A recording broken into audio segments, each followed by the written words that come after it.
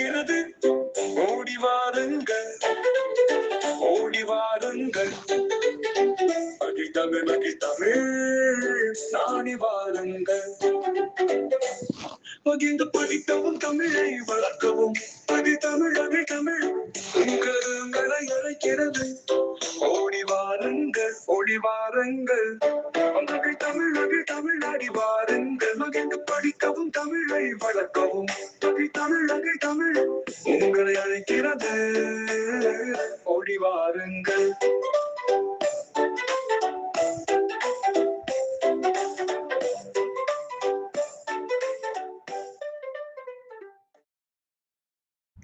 மகிழ் தமிழ் பாடத்தில் இணைந்திருக்கும் அனைவருக்கும் வணக்கம். மகிழ் தமிழ் வழி நாம் தமிழ் எழுத்துக்களை கற்கலாம். வாருங்கள், பாடத்திற்கு செல்வோம். இந்த அழகான குட்டி பாப்பா யாரென்று உங்களுக்கு தெரியுமா? இந்த பாப்பாவின் பெயர்தான் கண்மணி. கண்மணி காலையில் எழுந்தவுடன் பசிக்கு அழுதாள். இவள் யாரை அழைத்திருப்பார் என்று உங்களுக்கு தெரியுமா? ஆஹா, மிகவும் சரியான பதில்கள் தான். ஆனால் உண்மையில் இவள் யாரை அழைத்தாள் என்று பார்க்கலாமா?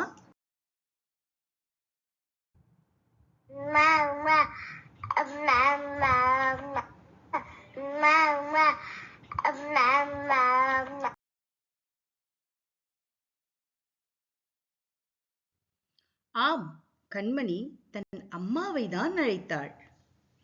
அம்மா. அ இம் மா, அம்மா.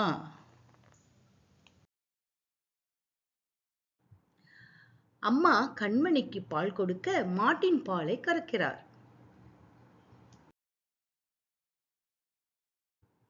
மாடு. மா டு, மாடு.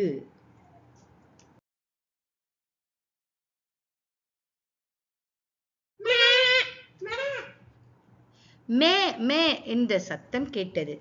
வெள்ளை நிறத்தில் குட்டை வாளை ஆட்டிக்கொண்டு அம்மாவை நோக்கி ஓடி முட்டியது.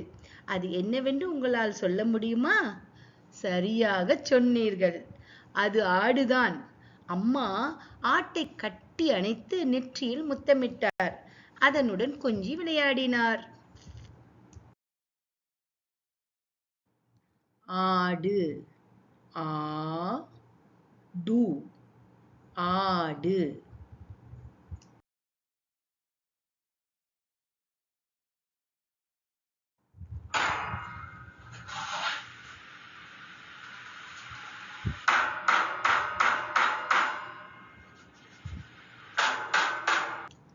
ஓ, அப்பா சுவரில் ஆணி அடிக்கிறார் கண்மணியின் அழகான படத்தை மாட்டுவதற்கு.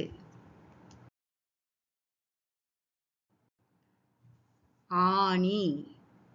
ஆ நீ, ஆணி.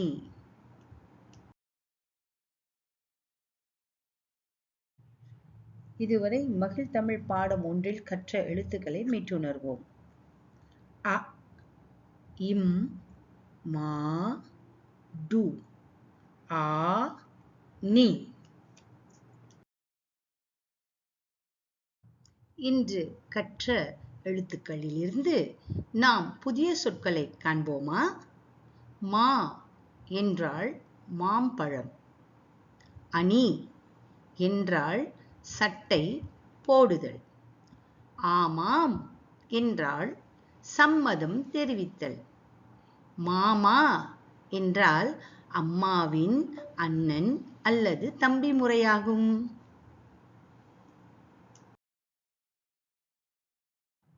நல்லது. இன்று நாம் கற்ற சொற்களை மீட்டுணர்வோம் வாருங்கள். அம்மா, மாடு, ஆடு, ஆணி, மா, அணி, ஆமாம், மாமா. இன்றைய மகிழ் தமிழ் பாடம் ஒரு நிறைவை அடைகிறது. மீண்டும் சந்திக்கும் வரை நன்றி, வணக்கம்.